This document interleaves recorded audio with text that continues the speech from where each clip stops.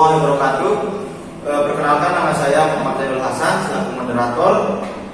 Saya mengucapkan selamat datang kepada narasumber yang telah bersedia hadir dalam acara diskusi kita pada pagi hari ini. Nah, di sini kami mengangkat tema yaitu kekerasan dalam rumah tangga sebagai landasan kita untuk berpikir dan bergerak. Demi kepentingan bersama, acara ini diselenggarakan oleh Fakultas Guruan Ilmu Pendidikan, Prodi Pendidikan Bahasa Sastra Indonesia, Universitas Mataram. Sebelumnya saya ingin memperkenalkan dulu beberapa narasumber kita yang akan menjadi materi kita pada diskusi pagi hari ini. Sebelah kiri saya ada Badan Peradilan, yaitu Dr. Eni Nurbaningsih. Selamat pagi, Ibu. Nah, yang kedua ada psikolog forensik, yaitu Bapak Reza Indra Gamili Amril. Selamat pagi, Pak. Nah, yang ketiga ada tokoh agama, yaitu Muhammad Deden. Selamat pagi.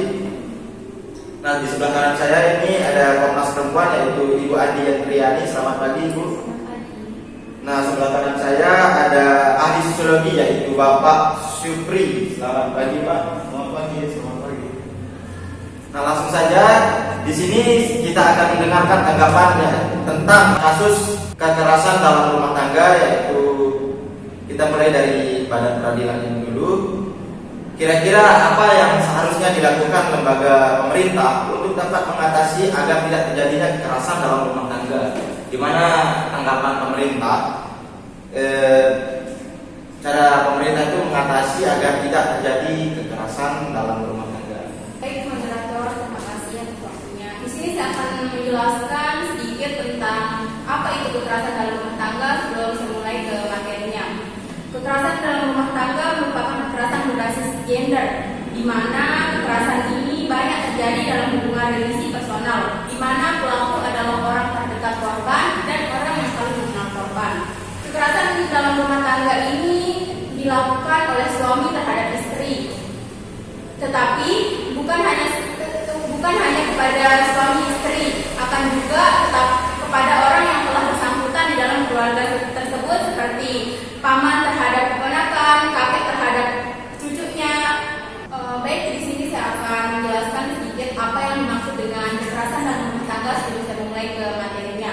Kekerasan dalam rumah tangga merupakan kekerasan berbasis gender yang terjadi di ranah personal. Kekerasan ini banyak terjadi dalam hubungan relasi, di mana pelaku adalah orang yang kita kenal baik dan dekat oleh korban. Misalnya kekerasan yang dilakukan oleh suami terhadap istri, ayah terhadap anak, paman terhadap keponakan, dan kakek terhadap cucunya.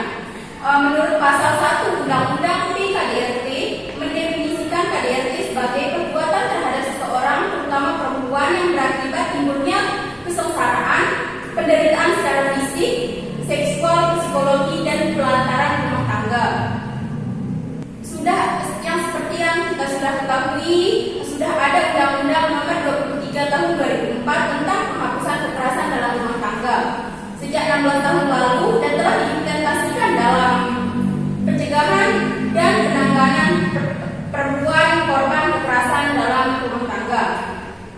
Undang-undang ini merupakan jaminan yang telah diberikan oleh negara untuk mencegah terjadinya kekerasan dalam rumah tangga, menindak pelaku kekerasan dalam rumah tangga, dan melindungi korban kekerasan dalam rumah tangga menurut Undang-Undang Nomor 23 Tahun 2004 Pasal 1 Ayat 2. Nah, tujuan dibentuknya Undang-Undang PKDRT ini untuk mencegah terjadinya segala bentuk kekerasan dalam rumah tangga, melindungi korban kekerasan dalam rumah tangga, dan yang terakhir untuk menindaklanjuti pelaku kekerasan dalam rumah tangga. Menurut pasal 2 Undang-Undang PKDRT menegaskan bahwa ruang lingkup dari undang-undang ini tidak hanya terdapat perempuan, tetapi suami, istri, dan anak, dan orang-orang yang memiliki hubungan baik karena darah, perkawinan, persusuan, dan pengasuhan yang menetap dalam rumah tangga tersebut. Sekian, Baik, terima kasih kepada Dr. Eni Nurbaningsih yang sudah memberikan tanggapan tentang terjadinya kekerasan dalam rumah tangga. Kita lanjut ke Komnas Perempuan, yaitu Ibu Andi Yantriani. Bagaimana tanggapan Anda? Apa saja persoalan krusial yang dihadapi perempuan Indonesia saat ini? Baik, sebelumnya saya ucapkan terima kasih kepada moderator. Di sini saya akan menjelaskan persoalan krusial yang dihadapi perempuan Indonesia ini. Kalau kita lihat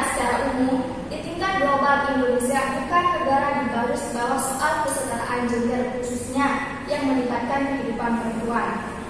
Masih banyak negara-negara yang lebih ekstrim dalam upaya menempatkan perempuan sebagai warga yang lebih subordinat. Kalau dilihat dari kemajuan angka pendidikan kita, untuk yang perempuan terus meningkat. Meskipun memang rata-rata lama sekolah di Indonesia yang masih rendahnya kurang dari 12 tahun, dan angka lama sekolah perempuan itu lebih rendah daripada laki-laki sampai sekarang ini. Jadi masih ada ruang perbaikan yang perlu dilakukan. Tetapi salah satu isu yang krusial yang harus segera kita tangani adalah bagaimana kita menyikapi kasus-kasus kekerasan terhadap perempuan yang dari tahun ke tahun itu meningkat laporannya. Di satu sisi, perempuan bisa menjadi sinyal yang positif, artinya perempuan semakin banyak yang tahu bahwa apa yang dialami adalah tindakan yang memang sebetulnya tidak benar. Dan kemudian mereka juga mendapat banyak dukungan untuk bisa mendapatkan keberanian melaporkan. Dan juga berarti ada peningkatan kepercayaan kepada penyelenggara pemerintahan dan aparat penegak hukum bahwa kalau mereka melaporkan kasusnya akan ditangani dengan serius. Jadi itulah persoalan krusial yang dihadapi perempuan di Indonesia ini. Jadi apa sebenarnya yang dimaksud dengan kekerasan pada perempuan itu sendiri? Bagaimana tanggapan Anda sebagai Komnas Perempuan? Baik, yang dimaksud dengan kekerasan terhadap perempuan itu sendiri adalah sebuah tindakan yang dia menghentikan atau ditujukan memang untuk mengakibatkan penderitaan fisik, psikis maupun seksual yang diarahkan pada perempuan karena dia menjadi selain perempuan atau karena konstruksi di dalam masyarakat yang sebagai perempuan. Tidak terlepas dari misalnya perkawinannya, usianya atau status sosial ekonomi lainnya dari si perempuan ini. Contoh pada janda atau perempuan kepala keluarga atau orang tua tunggal. Dalam konteks ini, ketika dia memakai lipstik, orang sudah heboh suami siapa lagi yang mau dia goda. Jadi pandangan minornya yang seperti itu, ketika dia mengalami kekerasan seksual, kondisinya menjadi lemah karena status tadi. Nah, ini kan diskriminasi sekali gitu. Jadi itulah yang dimaksud dengan kekerasan pada perempuan. Baik, terima kasih kepada Ibu Andi yang Triani. Selanjutnya kita akan mendengarkan tanggapan Bapak Syufri selaku ahli sosiologi. Nah, kira-kira apa saja melatar belakangi hingga terjadinya kasus kekerasan dalam rumah tangga ini menurut Bapak? Bagaimana kira-kira? Kekerasan dalam rumah tangga ini adalah masalah keluarga yang sulit terekspos di ranah publik. Nah, karena orang juga menganggap ini adalah hal yang biasa dan bisa diselesaikan secara kekeluargaan. Hal-hal yang menyebabkannya seperti suami menganggap rendahnya partisipasi seorang istri dalam pembangunan ekonomi dan sosialnya. Mungkin faktor-faktornya juga yang pertama kecemburuan pria yang menyebabkan emosinya tidak bisa terkendali. Yang kedua efek-efek dari alkohol yang membuat kasus KDRT ini. Yang ketiga obat-obatan, narkoba dan lain-lain. Yang keempat suami yang frustasi dalam kehidupan sehari-harinya juga bisa membuat KDRT fenomena KDRT dalam masyarakat. Dan yang kelima dan terakhir mungkin karena ketidakpuasan kehidupan seksual dari lingkungan mereka. Saja sudah saya. Baik, terima kasih kepada Bapak Syufri. Nah, langsung saja kita mendengarkan tanggapan seorang psikolog forensik yaitu Bapak Reza. Nah, kira-kira bagaimana peran psikolog forensik ini dalam penyidikan kasus tindak pidana KDRT? Kira-kira bagaimana cara seorang psikolog untuk penyidikan kasus tindak pidana tersebut? Baik, terima kasih. Saya akan jelaskan psikolog forensik itu. Jadi psikolog forensik itu adalah sejenis penelitian dan teori psikologi yang mempelajari pengaruh faktor kognitif, emosional, dan perilaku pada prosedur hukum. Beberapa konsekuensi dari kesalahan manusia yang mempengaruhi semua aspek bidang hukum adalah kesalahan penilaian yang serius, ketergantungan pada stereotip, ingatan yang salah, dan keputusan yang salah atau tidak adil. Aspek penting dari psikolog forensik ini adalah dapat diuji di pengadilan, dirumuskan kembali, menemukan psikolog sebagai bahasa hukum di pengadilan, dan memberikan informasi kepada personel hukum sehingga dapat dipahami. Oleh karena itu, psikolog forensik itu harus mampu menerjemahkan informasi psikologis ke dalam kerangka hukum. Selanjutnya, psikolog forensik itu perannya atau tugasnya adalah untuk mengetahui atau menyelidiki pelaku dan mengetahui kondisi psikologis tersangka. Artinya untuk mendeteksi ada tidaknya keterbatasan intelektual terdakwa. Jadi psikolog menguji kecerdasan tersangka untuk mempercepat proses penyelidikan ke polisi. Terus adanya peran psikolog forensik dalam penyidikan suatu tindak pidana dinilai dapat membantu dalam proses pencarian keadilan. Hal ini dikarenakan saat ini terdapat banyak sekali tindak pidana yang sering terjadi, salah satunya yaitu kasus KDRT ini. Kemudian dengan adanya psikolog forensik, seseorang yang diduga melakukan suatu tindak pidana KDRT atau kasus KDRT benar-benar dapat ditelaah terlebih dahulu atau dicermati terlebih dahulu apakah benar-benar bersalah atau tidak, dan melalui psikolog forensik inilah dapat ditentukan hukuman yang paling sesuai terhadap pelaku tindak pidana tersebut. Baik, terima kasih kepada Bapak Reza. Nah, selanjutnya kita akan mendengarkan tanggapan tokoh agama yaitu Mama Dede. Kira-kira saat suami yang melakukan KDRT, apa yang harus dilakukan oleh seorang istri untuk menurut agama Islam? Apakah seorang istri itu boleh meminta cerai atau bertahan untuk keluarganya?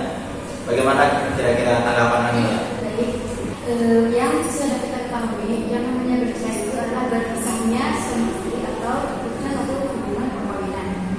Sebelum melakukan semua perceraian, kita harus mengetahui dulu apa hukum bercerai dalam agama kita, agama Islam. Hukum bercerai dalam agama Islam yang pertama adalah wajib.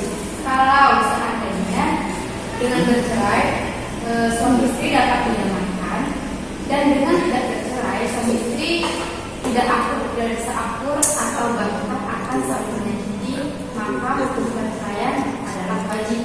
Kalau seperti ini, ada hadis Nabi yang mengatakan bahwa perceraian hukumnya adalah halal tapi sangat dibenci oleh Allah Subhanahu wa taala. Kalau tanpa alasan, tanpa ada alasan jelas, ada alasan yang kuat, maka kita melakukan perceraian. Itu yang dikatakan Nabi dengan perceraian halal tapi sangat dibenci oleh Allah Subhanahu wa taala. Kasus KDRT itu ada macamnya, ada orang, ada fisik.